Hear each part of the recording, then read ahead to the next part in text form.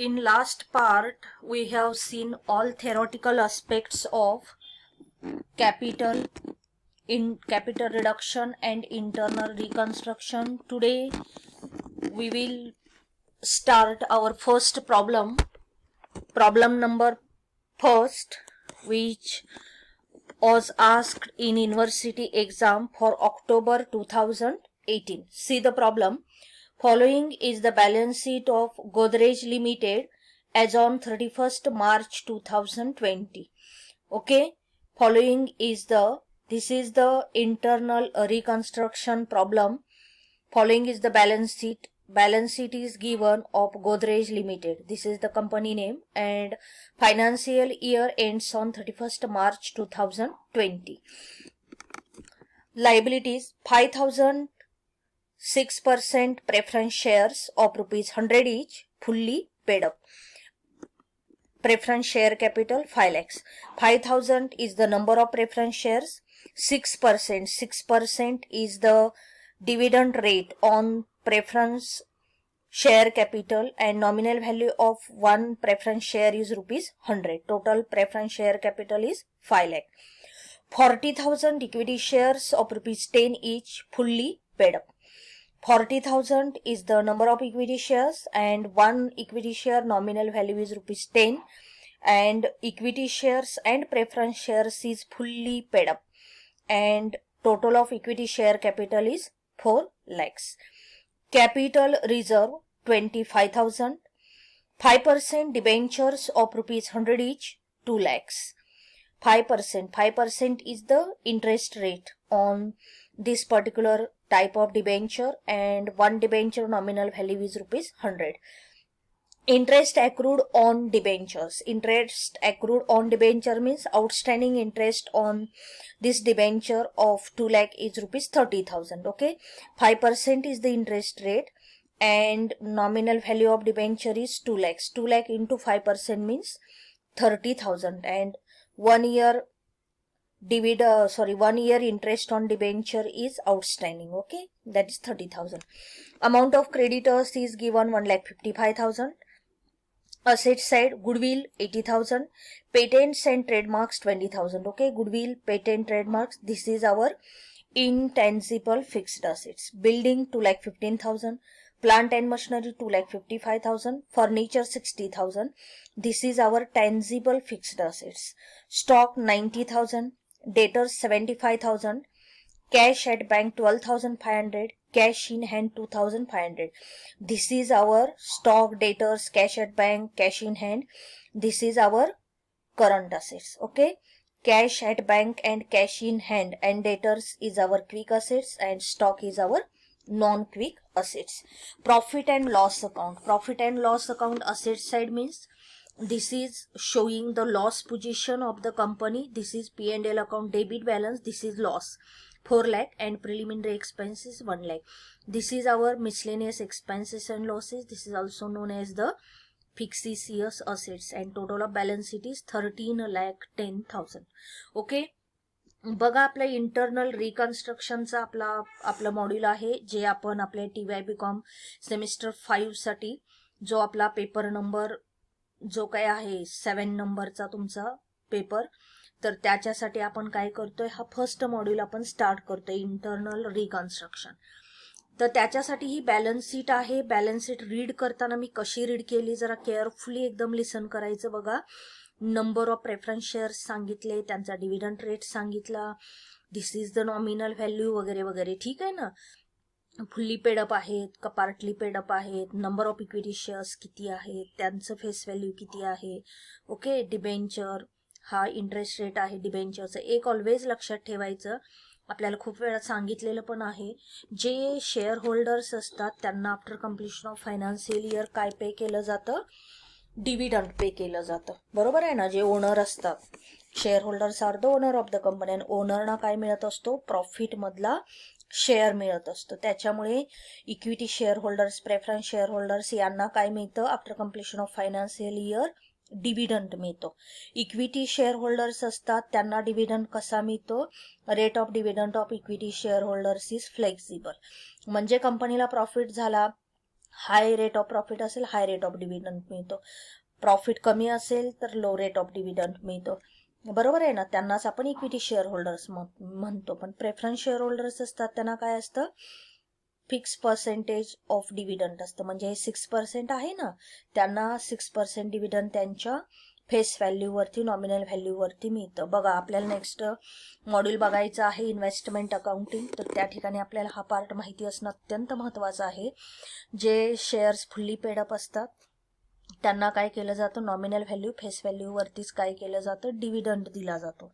कारण मार्केटमध्ये जर आपण बघितलं, थेरी शिकताना आपण एक मॉड्यूल थेरॉटिकल आस्पेक्ट बघितलं बघा, हिंदुस्तान युनिलिव्हर कंपनी, त्यांचा शेअर मार्केट व्हॅल्यू शेअर्सची काहीतरी आपण त्या दिवशी बघितलं 2184 रुपीज आहे.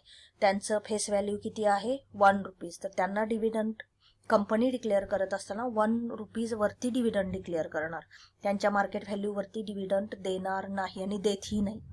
ओके, तर हे प्रॅक्टिकल नॉलेज आपल्याला असलं पाहिजे. तर या कंपनीमध्ये बघा, जी 100 रुपीज जी काय फेस व्हॅल्यू आहे प्रेफरन्स शेअरची, त्याच्यावरती 6% dividend after completion of financial year. आणि इक्विटी शेअर्सच्या बाबतीत 10 rupees face value nominal value आहे, त्याच्यावरतीच जो काही डिव्हिडंड रेट असेल तो त्यांना दिला जातो. ठीक आहे. डिबेंचर होल्डर्स हे काय असतात बघा, कंपनीचे debenture holders are the creditor of the company. आणि क्रेडिटरना काय असतं, सर्टन पर्सेंट इंटरेस्ट त्यांना कंपनी पे करत असते.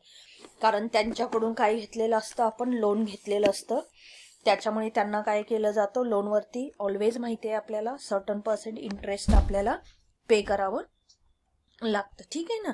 तर अशा पद्धतीनं काय करायचे बघा, बॅलन्स शीट रीड करताना करायची. कारण आता आपण TYला आलो आहोत, आपल्याला तेवढं समजायला हवं.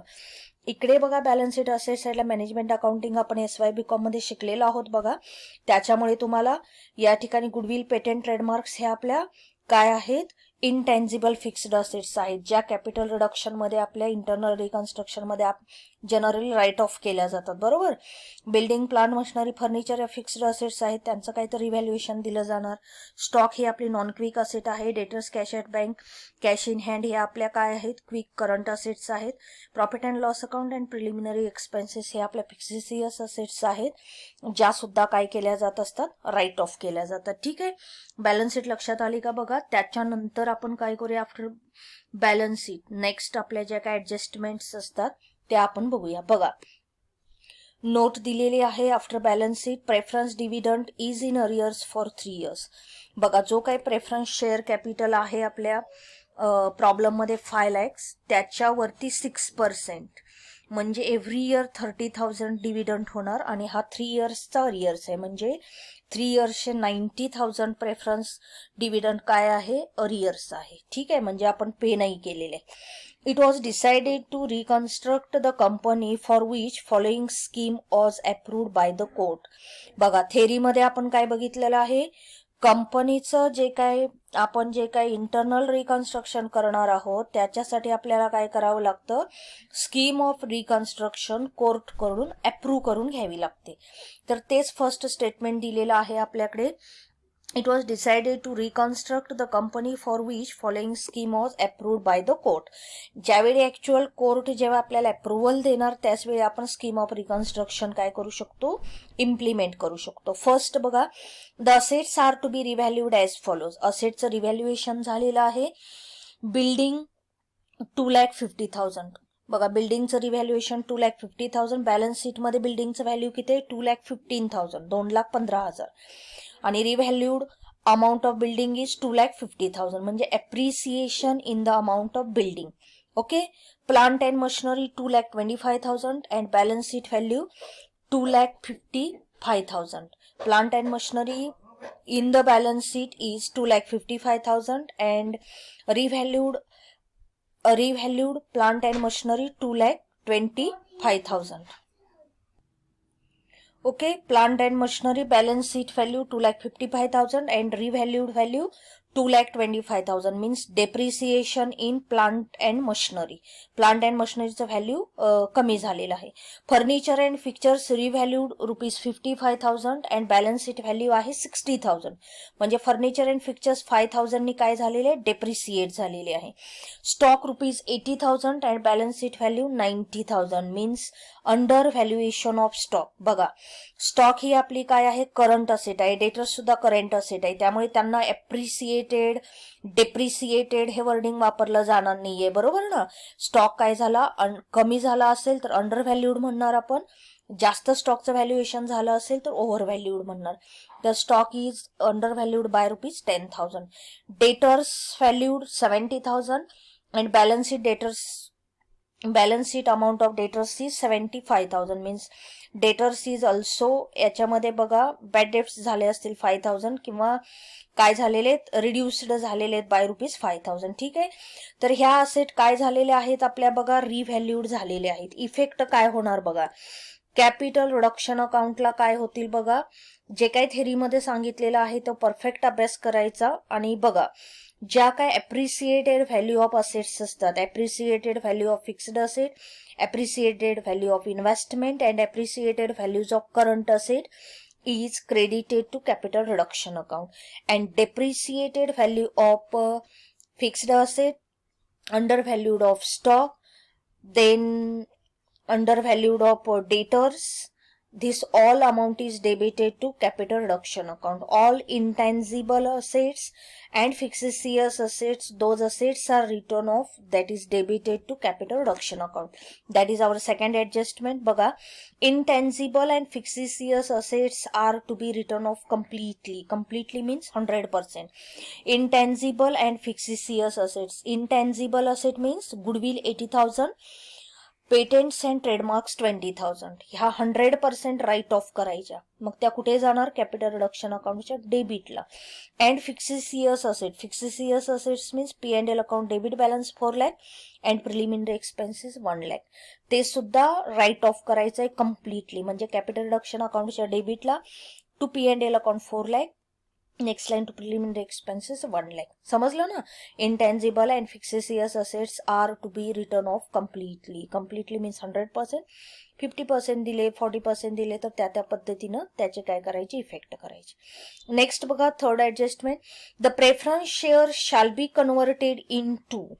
प्रेफरन्स शेअर्स बघा 6% प्रेफरन्स शेअर्स जे आपल्या बॅलन्स शीटमध्ये दिसतात त्याचं कन्व्हर्जन केलेलं आहे 7% preference shares of ₹50 each. Conversion करत असताना काय केले, 7% मध्ये त्यांचं कन्व्हर्जन केलं, पण जी face value nominal value balance शीटला ₹100 दिसते, इन्स्टेड ऑफ ₹150 मध्ये काय केलं, त्यांचं कन्व्हर्जन केलं. Number of shares being the same, number of shares means 5,000 shares 5,000च राहिले. मग काय होणार बघा, 5,000 इंटू 50 2,50,000 होणार, बरोबर. रिमेनिंग कुठे जाणार, 5,000 इंटू 50 2,50,000 कॅपिटल रिडक्शन अकाउंटला जाणार. प्रेफरन्स शेअर होल्डर्सना पेमेंट करणं ही आपली लायबिलिटी आहे, लायबिलिटी रिड्यूस झाली म्हणजे आपला गेन झाला, कॅपिटल रिडक्शन अकाउंटच्या क्रेडिटला जाणार. ठीक आहे. नेक्स्ट बघा next adjustment, the equity share shall be reduced to ₹3 each. बघा इक्विटी शेअर कॅप बघा 40,000 equity shares of ₹10 each 4 lakh आहेत, बरोबर. आणि ह्या इक्विटी शेअर्सचं काय झालेले आहे, equity shares reduced equity share shall be reduced to ₹3 म्हणजे इक्विटी शेअर्स ₹3 कमी केलेले आहेत. बाय आणि टूचं मिनिंग समजून घ्या. टू म्हणजे पर्यंत. The equity share shall be reduced to ₹3 म्हणजे इक्विटी शेअर्स काय केलेलं आहे, ₹3 रिड्यूस केला. म्हणजे ऍक्च्युअल कॅपिटल रिडक्शन किती रुपीजचं झालं, बाय ₹7. याचं कसं होणार बा, equity share capital account debit 4 lakh जे आपल्या लायबिलिटीला आहे ते, to equity share capital account किती होणार, number of equity shares 40,000 into 3 1,20,000, to capital reduction account 40,000 into 7 2,80,000 means equity shares reduced by ₹7 each. Okay. Next adjustment बघा, the 5% debenture shall be converted into equal number of 6% debenture of ₹75 each. जे काही equity shares debentures दिसतात आपल्या balance शीटला ₹100चे, त्यांचं conversion ते काय केलेले आहेत, इक्वल नंबर ऑफ 6% डिबेंचर मध्ये काय केले, कन्वर्ट केलेले आहेत. बघा 5% डिबेंचर 6% मध्ये कन्वर्ट केले आणि कन्वर्ट करत असताना काय केलेलं आहे, 75 each केला म्हणजे ₹25 काय केले, इच डिबेंचर रिड्यूस केलेले आहेत.